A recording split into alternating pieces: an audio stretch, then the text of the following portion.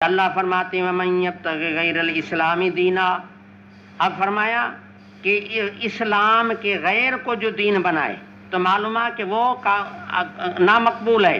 جب نامقبول ہے تو معلوم ہے کہ اسلامی دین ہے، اور اسلام کا دین ہونا اللہ کو یعنی کیا ہے، مقبول ہے اللہ کے ہاں. تو اس سے سمجھ میں آیا کہ اسلام دین ہے. آیت سے بھی یہ بات سمجھ میں آئی وَمَن يَبْتَغِ غَيْرَ الْإِسْلَامِ دِينًا فَلَن يُقْبَلَ مِنْهُ. آگے حدیث مسند ہوئی پیش کی جس میں حضرت جبریل کی آمد اور یہ سوالات ان کے جواب ساری باتیں اس میں آ رہی ہیں. آپ وہ حدیث مسند بیان کر رہے ہیں.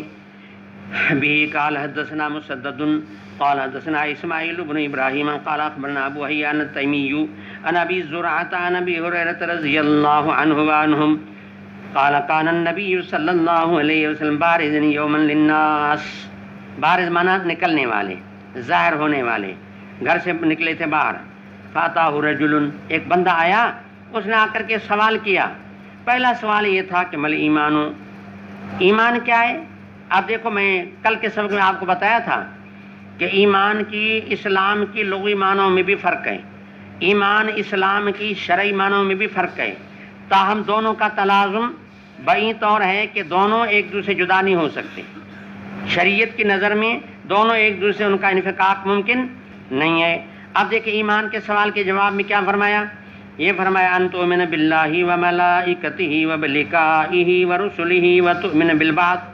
یہ کہ اللہ کی تصدیق، ملائکہ کو سچا کرنا، خدا کے دیدار، خدا کے ملنا. یہاں ملنے سے مراد موت ہے، یعنی مرنے پر ایمان کہ ایک دن ہمیں مرنا ہے. ورسلہ، رسولوں پر ایمان. وتؤمن بالبعث، پھر اٹھنا، وہ مرنا یہ اٹھنا، دونوں پر ایمان. پھر انہوں نے پوچھا کہ صحیح اسلام کیا ہے؟ اب عجیب بات دیکھیں تو اسلام کے جواب کہ اللہ کے نبی نے جو جواب دیا وہ اعمال سے دیا. اسے معلوم ہے کہ اسلام اعمال کا نام ہے.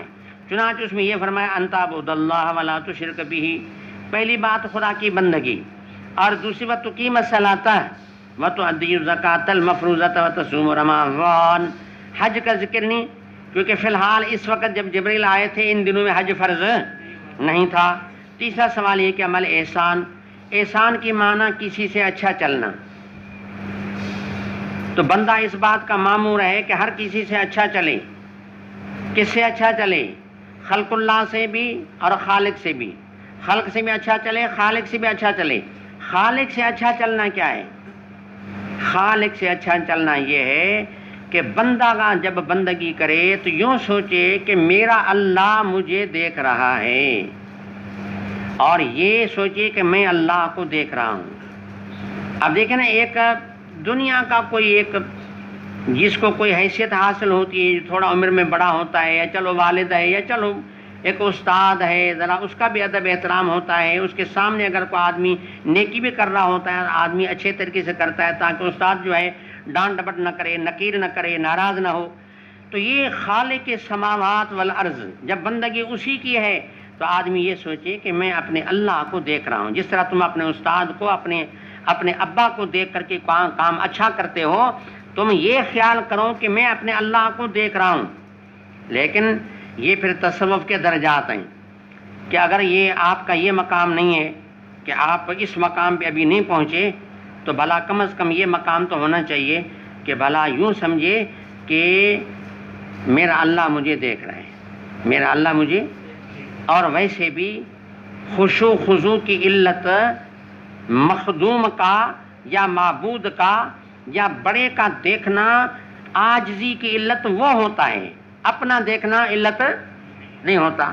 اس کی مثال اس یوں بیان کرتے ہیں کہ اگر بادشاہ سلامت کی بارگاہ میں اگر لوگ جائیں تو سارے سلام کریں گے، سارے ادب کے ساتھ بیٹھیں گے، تواضع کریں گے. لیکن بادشاہ تو مخصوص بندوں کو دیکھ رہا ہوگا، ساروں کو بادشاہ نہیں دیکھ رہا ہوگا. اور یا سارے بادشاہ کو تو نہیں دیکھ سکتے، لیکن بادشاہ تو مجمع میں سب کو دیکھ رہا ہے. تو پھر جو بھی بارگاہ میں آئے گا وہ کہے گا میں دیکھوں نہ دیکھوں، کیا پتہ میرا بادشاہ مجھے دیکھ رہا ہے.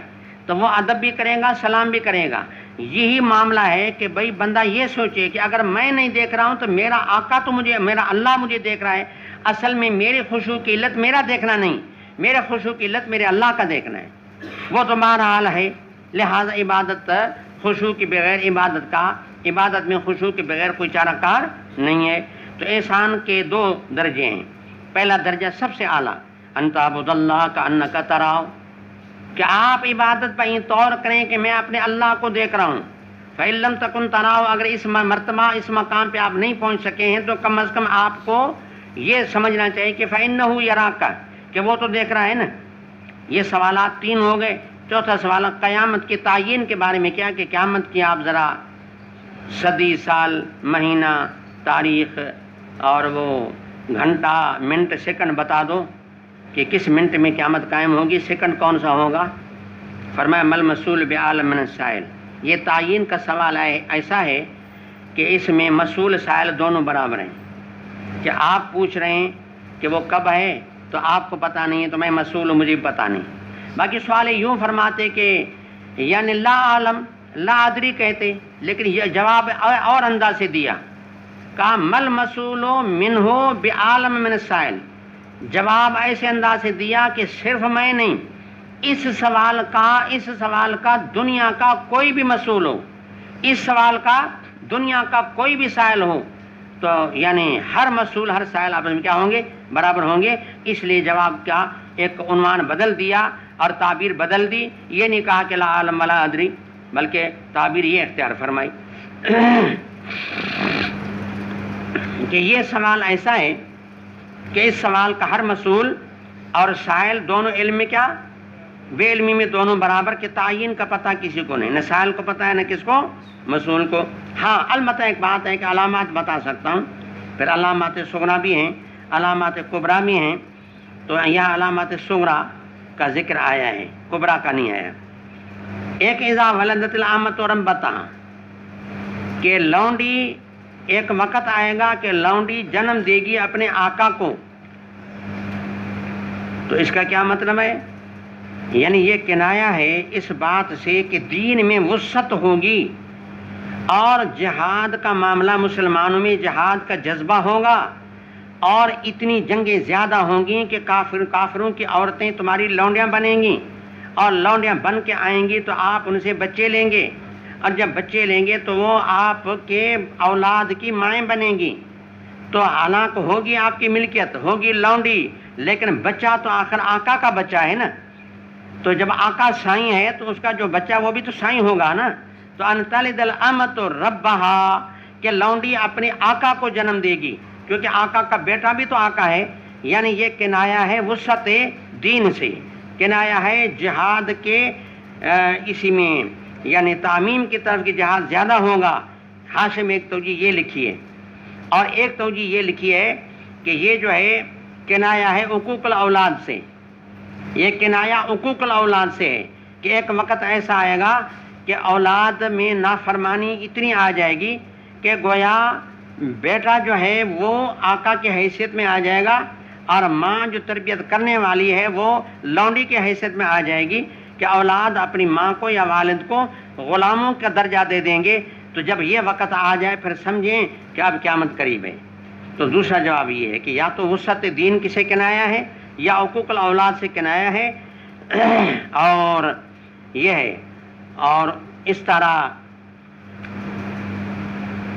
یہ بھی ہے کہ فساد زمان سے کنایا ہے، کہ جہالت اتنی آ جائے گی کہ ام الولد کا بیچنا ناجائز ہے، ام الولد کا بیچنا ناجائز ہے. لیکن ام الولد کی بے اتنی عام ہو جائے گی کہ بعض اوقات جو بیٹا پیدا اسی لونڈی سے ہوا تھا وہ اس کے خرید کرنے والا بن جائے گا. اس کو پتہ نہیں ہوگا کہ میری ماں ہے، وہ تو کہے گا لونڈی لے کے آیا ہوں، رات کو اس کے ساتھ سوئے گا بھی صحیح، حالانکہ اس کو پتہ نہیں کہ یہ تو میری ماں ہے. تو امہات الاولاد کا بیچنا چونکہ ناجائز ہے، لیکن دور فساد فتنے کا اتنا آ جائے گا کہ لوگ ان کو زیادہ بیچیں گے، جس کی وجہ جا کر کے یہ بنے گی کہ خریدار کو یہ پتہ نہیں ہوگا کہ یہ تو میری ماں ہے اور وہ لے کے آئے گا. تو پھر یہ جا کر کے یہ بنا کہ اذا ولدت الامۃ ربہا، کہ لونڈی نے اپنے آقا کو جنم دیا حالانکہ آقا کو پتہ ہی نہیں ہے کہ اس نے مجھے جنم دیا. تو یا یہ کنایا ہے فتنے سے، یا کنایا ہے حقوق الاولاد سے، یا کنایا ہے وسعت جہاد سے. حاشے میں تینوں توجیہات لکھی ہیں. اور ایک علامت آگے یہ فرمائی اذا تطاول رعاۃ الابل، کہ اونٹوں کے چرواہے، البہم کالے اونٹ، یہ کوئی اچھے نہیں سمجھے جاتے. ان کے کالے اونٹ، ان کے بھی چرواہے، اور وہ بڑے بڑے بنگلوں میں جب بڑا بڑا فخر کریں، بس پھر سمجھیں کہ اب قیامت قریب ہے. باقی آگے فرمایا فی خمسن، یعنی علم الساعۃ فی خمسن، کہ قیامت کی تعین کا جو علم ہے یہ ان 5 چیزوں میں داخل ہے کہ لا یعلمہن الا اللہ، کہ جن کو صرف اللہ ہی جانتا ہے. پھر اس کی تائید میں آیت کریمہ پڑھی ان اللہ عندہ علم الساعۃ وینزل الغیث ویعلم ما فی الارحام وما تدری نفس ماذا تکسب غدا وما تدری نفس بأی ارض تموت ان اللہ علیم خبیر. اس کے بعد پھر پیٹھ پھیر کے وہ جبریل چل پڑے، پھر ہمیں واپس کرو. یہ حالانکہ پتہ تھا جبریل ہے، واپسی کا حکم اس نے دیا تاکہ ان کو پتہ چلے کہ یہ بندہ جو غائب ہو گیا تو یہ عام بندہ نہیں ہے، کوئی خاص بندہ ہے. دیکھا کہ انہیں کیسے ہوں تو باہر ہے ہی نہیں، پتہ نہیں کہاں گیا. فرمایا ھذا جبریل، یہ اب میں آپ کو بتاتا ہوں کہ یہ جبریل تھا. جاء یعلم الناس دینہم، یہ لوگوں کو دین سکھانے کے لیے آیا تھا.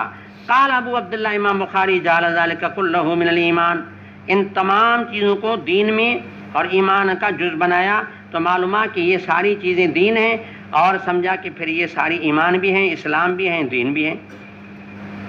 آگے باب بلا ترجمہ، اس کی توضیحات انشاءاللہ پھر عرض ہوں گی.